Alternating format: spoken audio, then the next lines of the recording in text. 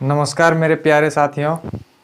आज फिर से एनटीपीसी का प्रीवियस ईयर क्वेश्चन मैथ लेके आए हैं और इससे पहले वाले जो वीडियो डाल चुके हैं मैथ का 146 क्वेश्चन तक, वो अगर नहीं देखे हैं तो जाके एक बार चैनल पे देखिए जाके। लिंक डाल देंगे हम डिस्क्रिप्शन में, जाके देखिएगा। और आज 147 से शुरू करते हैं। 147 नंबर का क्वेश्चन है। 147 नंबर का क्वेश्चन है, ये देखिए। ये पाई चार्ट का क्वेश्चन है। सभी छात्र के रसायन शास्त्र व भौतिक के कुल प्रतिशत अंकों का अनुपात क्या होगा। तो देखिए, भौतिक वाला है, जो ब्लैक वाला है वो भौतिक का है। तो यहाँ पे है 95, 65, 75, 75 यानी 75 दूना 150, 95, 65 और फिर यानी भौतिक वाला 310 आ रहा है। ठीक है, भौतिकी वाला जो है 310 आ रहा है। ठीक, और रसायन शास्त्र वाला कितना आ रहा है? 85, 85 और 85, 85, 55, 80। रसायन शास्त्र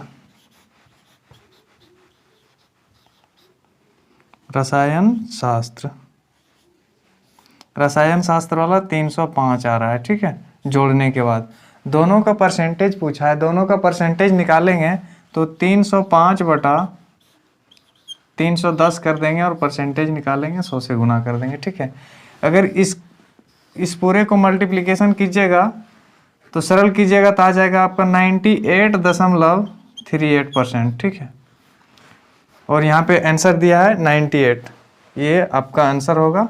आप कैलकुलेशन कर लीजिएगा। 147 हो गया, 148 पे ध्यान दीजिए।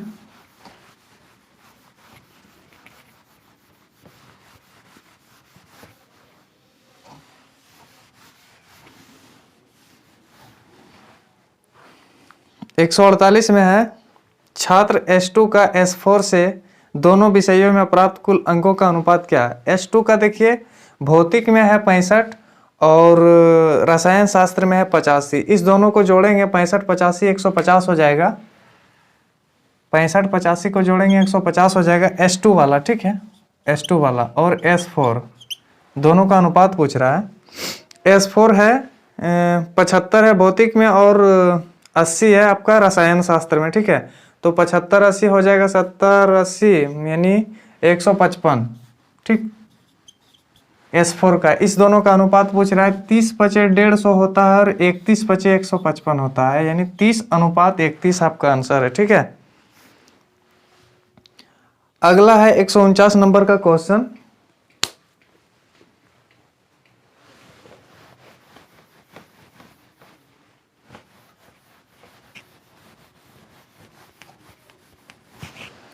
एक 149 नंबर में आपका S3 का S1 से भौतिक में प्राप्त कुल अंकों का अनुपात क्या है। S3 का जो है S1 से भौतिक में प्राप्त कुल अंकों का अनुपात क्या है। ठीक है, S1 का है 95 और S3 का है 75। ठीक है, अनुपात पूछ रहा है 75, तो काटेंगे इसको 15/75 और 19/95। ठीक, ये आपका यानी 15:19 आपका आंसर है। ऑप्शन नंबर आपका है बी 149 का। ठीक है,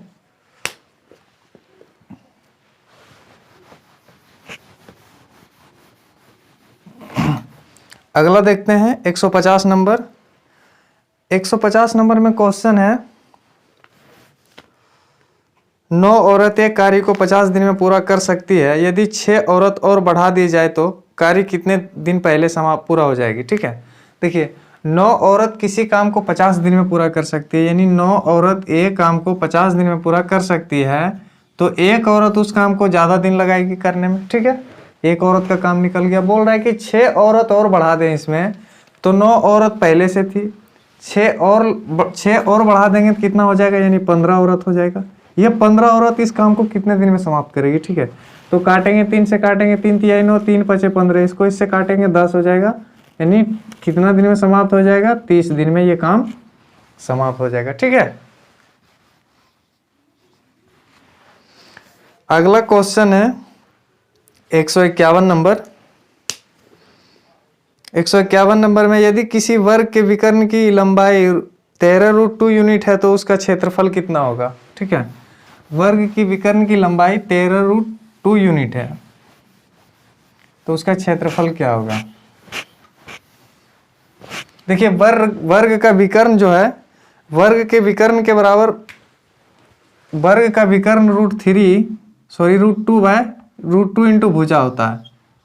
वर्ग का विकर्ण बराबर √2 इंटू भुजा होता है। तो इसके बराबर मेरे पास दिया है कितना, 13√2। ठीक है, वर्ग के विकर्ण बराबर √2 इंटू भुजा होता है, इसके बराबर मेरे पास दिया है 13√2। तो √2 से √2 गया, भुजा बराबर मेरे पास क्या बचा, भुजा बराबर 13 बचा है। ठीक है, और वर्ग का जो क्षेत्रफल पूछा है, वर्ग का क्षेत्रफल होता है भुजा स्क्वायर यानी इसका स्क्वायर, तो इसका स्क्वायर कर देंगे 169। ठीक है, वर्ग यूनिट में है ना, हाँ वर्ग यूनिट हो जाएगा, वर्ग यूनिट आपका आंसर हो जाएगा। ठीक है, वर्ग यूनिट आपका आंसर हो जाएगा।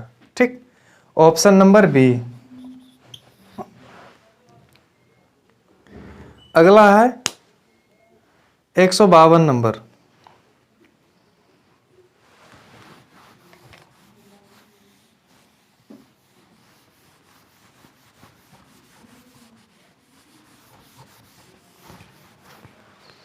देखिए 152 नंबर में क्वेश्चन है, विक्रम व विवेक एक कार्य को 50 दिन में पूरा कर सकते हैं। दोनों ने 20 दिन तक काम किया मिलके तथा फिर कार्य को छोड़ दिया। बताएं उसके द्वारा किए गए कार्य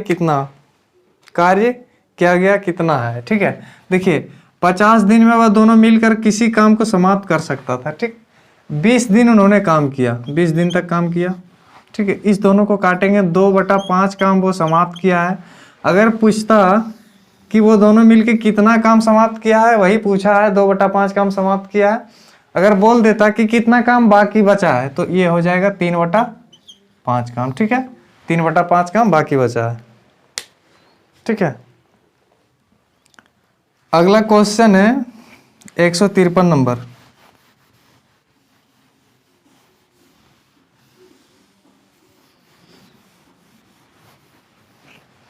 153 नंबर में 11, 13, 9, 17, 13, 19, 10, 11 आंकड़ों का परिसर ज्ञात कीजिए। देखिए या तो क्वेश्चन परिसर बोलेगा या तो रेंज बोलेगा, एक ही होता है। ठीक है, तो इसका परिसर में होता है उच्च सीमा माइनस निम्न सीमा, यानी जो उच्च सबसे बड़ी संख्या है और सबसे छोटी संख्या को घटा देना है। ठीक है, तो इसमें सबसे बड़ी संख्या है 19 और सबसे छोटी संख्या है 9। ठीक है, संख्या है 11, 13, 9, 17, 13 और 19, 10, 11।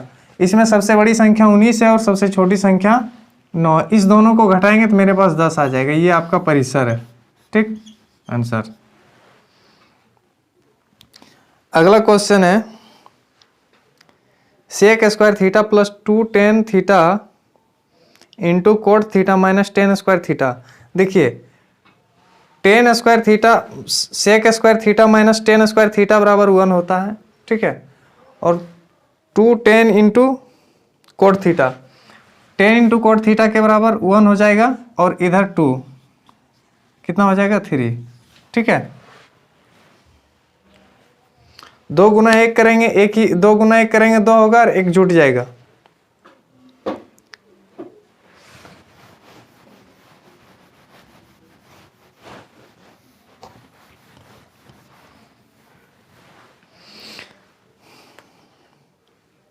देख लीजिए फिर से 54 नंबर पूरा लिख के ही बता दे रहे हैं। Sec square theta minus 10 square theta इसके बराबर 1 होता है। ठीक है, plus 2 into 10 theta minus cot theta इसके बराबर 1 होता है। ठीक, तो ये 2 गुना 1 करेंगे 2 ही होगा और 1 इधर आके जुट जाएगा, यानी 3 आंसर होगा इसका। ठीक है,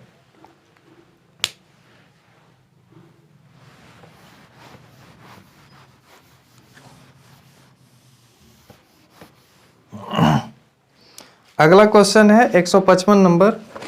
यदि 2.5 किलो सब्जी का मूल्य 120 रुपया है तो आधा किलो सब्जी का मूल्य क्या होगा। देखिए 2.5 किलो सब्जी का मूल्य 120 रुपये, यानी 120 रुपये में 2.5 किलो सब्जी मिलता है, ठीक है, यानी 2.5 बोल रहा है। आधा किलो सब्जी का मूल्य क्या होगा, 1/2 कर देंगे, ये यहाँ के गुना हो जाएगा 5 हो जाएगा, इसको काटेंगे तो यानी 24 आ जाएगा। 24 रुपया आधा किलो सब्जी का मूल्य होगा, ठीक है। अगला क्वेश्चन है, पुष्पा ने 2 दर्जन पेन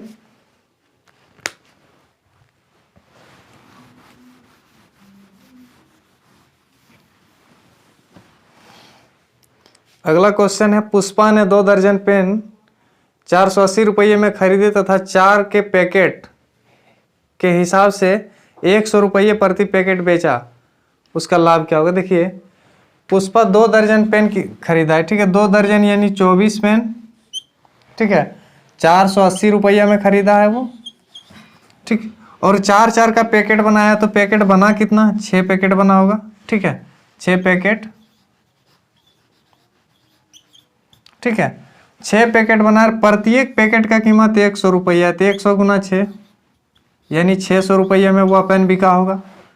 खरीदा कितना में है, 400 में, फायदा कितना हुआ 120, किस पे फायदा हुआ है, 480 पे, गुना 100, 1 0 से 1 0 कटा, इसको काटेंगे, बच्चों 48 से काटेंगे, 25% का लाभ हुआ है, ठीक है। अगला है, राम ने शिव को 3 वर्ष के लिए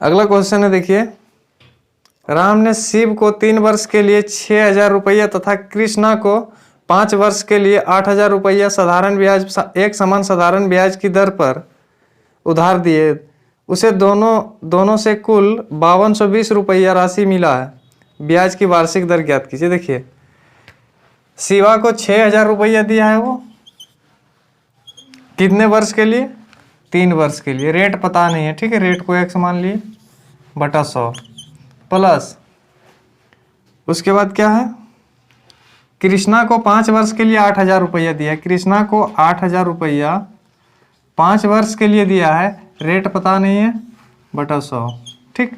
बोल रहा है कि इस दोनों से जो प्राप्त हुआ है ब्याज वो 5220 रुपया है। अब देखिए कैलकुलेशन कीजिएगा, 18,000 हो जाएगा यहाँ पे, और यहाँ पे 40,000 हो जाएगा, ठीक है। अगर ये दोनों बेस समान है तो इसको हम डायरेक्ट जोड़ सकते हैं, ठीक है, तो यहाँ पे हो जाएगा 58,000, उसके बाद बटा 100 बराबर 5220, ये 100 इधर जाके गुना हो जाएगा, कट रहा है,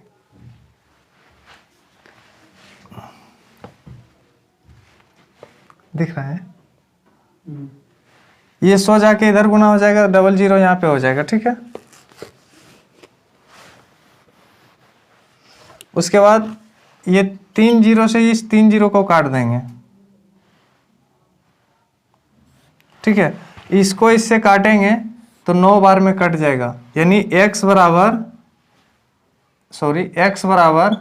9%, यानी ब्याज का दर जो था 9% था, ठीक है।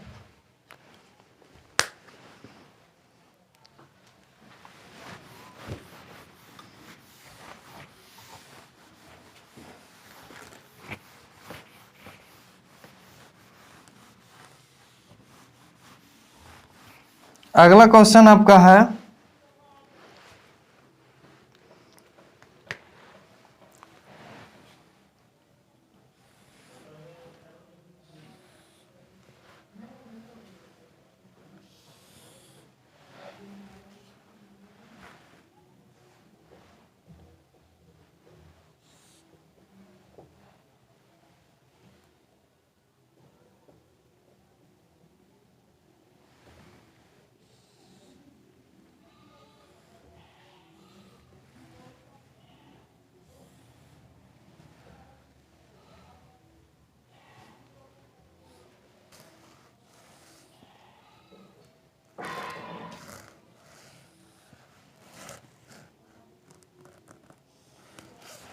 ठीक है।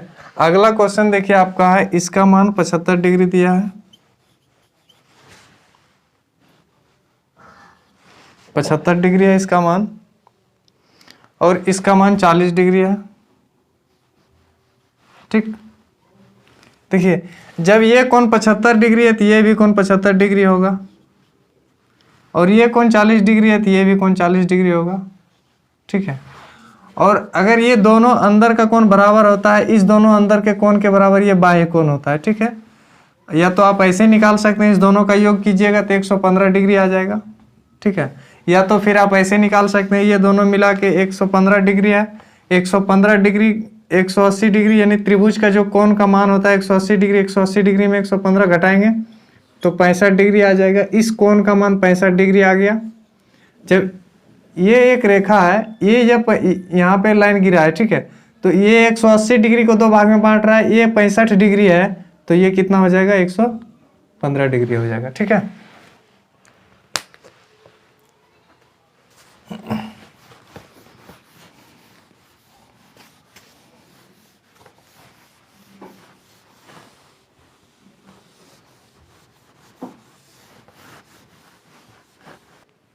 अगर वीडियो आप लोग को